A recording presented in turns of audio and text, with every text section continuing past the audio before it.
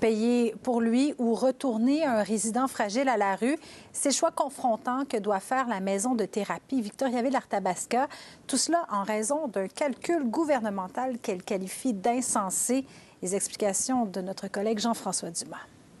Il fallait que j'y aille parce que je ne sais pas ici. Yves Lanseigne est catégorique. Sa thérapie dans cet organisme de Victoriaville lui a sauvé la vie. Si je ne me ramasse pas ici, je me ramasse dans la rue. Ou une chambre à Shawinigan, on va dire, ou quelque part, que bien souvent, ces chambres-là, j'ai tous des consommateurs.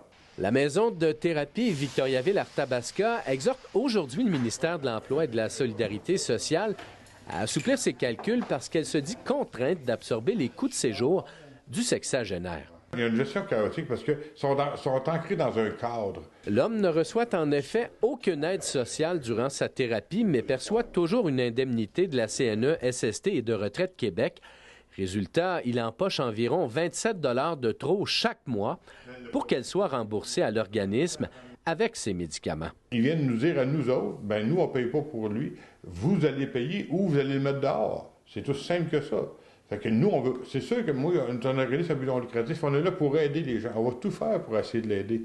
Mais c'est à notre coût à nous autres. C'est nous autres qui payons pour ça. Ça n'a pas de sens. M. Prince dit avoir multiplié en vain les démarches auprès du ministère de l'Emploi et de la Solidarité sociale et de son député. On ne peut pas survivre à ça.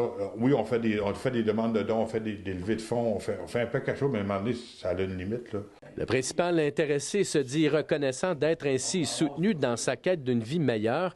Il espère aussi une solution pour ceux qui, comme lui, veulent redevenir des actifs pour la société. Pour 25 $, t'empêches de quelqu'un de rétablir.